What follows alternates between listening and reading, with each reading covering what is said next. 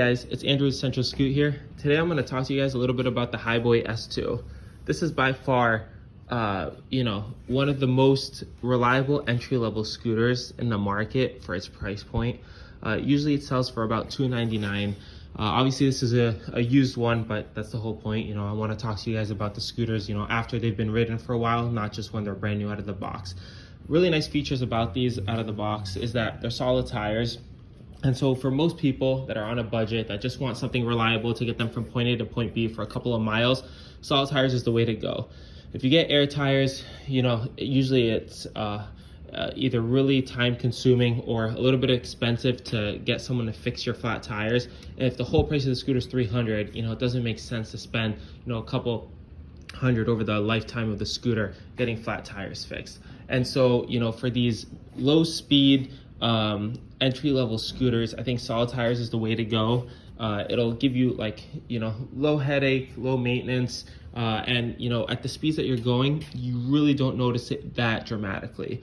This hits a top speed of 19 miles an hour. Now, of course, if you compare it to the S2 Pro, so the S2 Pro also has a top speed of 19 miles an hour, but the power of the S2 was 350 watts versus the S2 Pro, which is 500 watts. And so an S2 Pro will get there much faster. So there's no question that, the S2 can hit the 19 miles an hour, but it's gonna take a little bit of time to get there. It doesn't jump up there right away. And so if you're looking for something to, kind of accelerate quickly, be able to have torque to go up bridges, handle heavy weight, the S2 isn't the best option for that. It's just meant to be, a lightweight, easy scooter to kind of get you from point A to point B, but it's not going to accelerate super fast. It is just a 350 watt motor. The tire size is 8.5 inches versus the S2 Pro, which is 10 inches. And so you'll notice it, with a smaller tire, it's not as comfortable as a larger tire. And, they say there's suspension. There really isn't suspension. I mean, this stuff is, it's very, very mild shock absorption at most. For all intents and purposes, I would say the scooter does not have suspension. It does have dual braking, which is pretty nice. You have the, the brake lever on the left that's electronic, and that feeds stop to the motor. And it also has a physical brake on the right, which handles a disc brake here in the back. So, some pretty standard features. Now, let's talk a little bit about, what goes wrong. So, I will say that these do end up being pretty reliable. They handle water reasonably well. We actually use them as, kind of an entry level.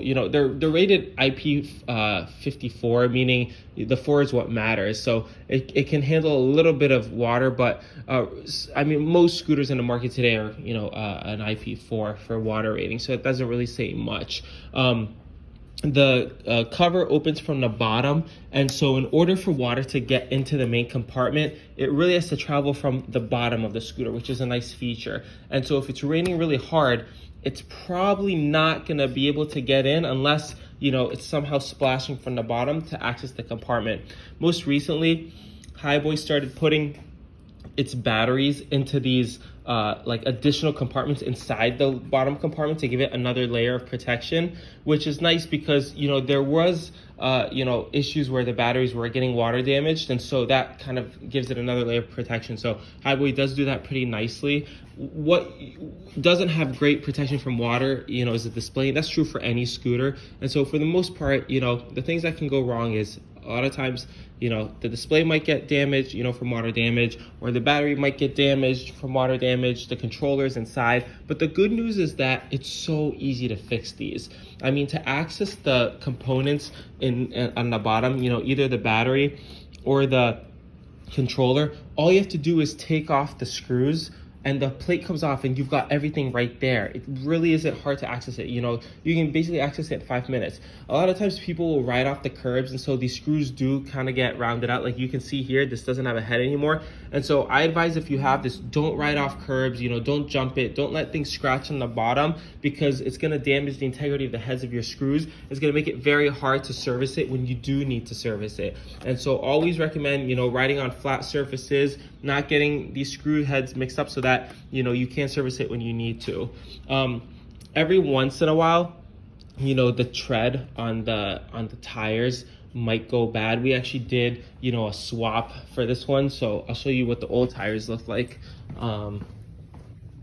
Basically, they were totally worn down, and so you can see, you know, this was the old tread, but he had had it for a while, and so the tread totally got worn down, and then, you know, we basically cut the rubber tire and swapped it to a new one. But that really takes a long time to happen. You know, it's not going to be overnight. Usually it's after a year or two of riding, you know, for the tread to wear down like that. The motors are really easy to repair.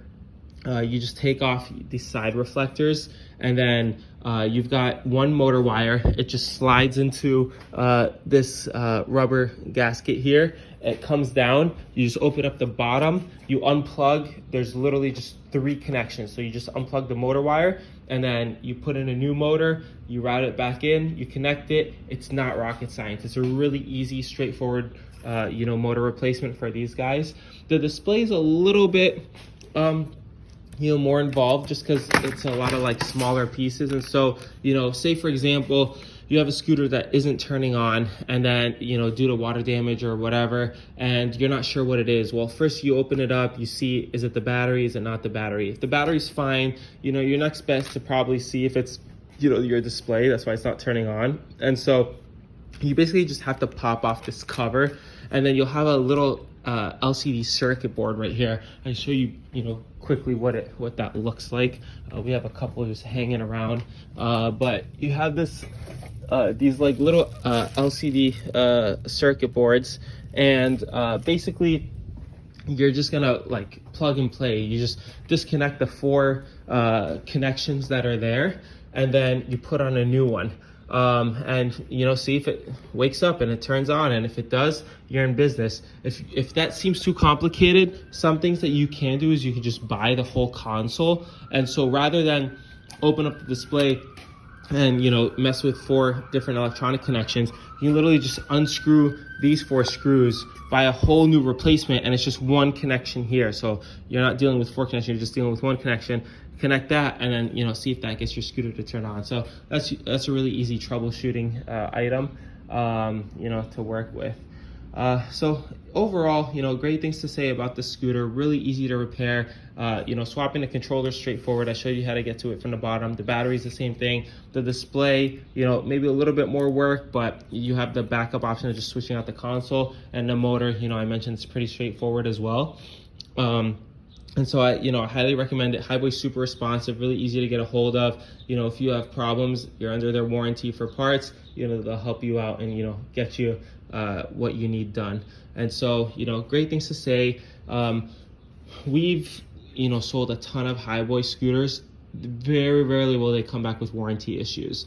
You know, they really are pretty durable scooters. We like the brand just because they survive a lot, you know, and you know, they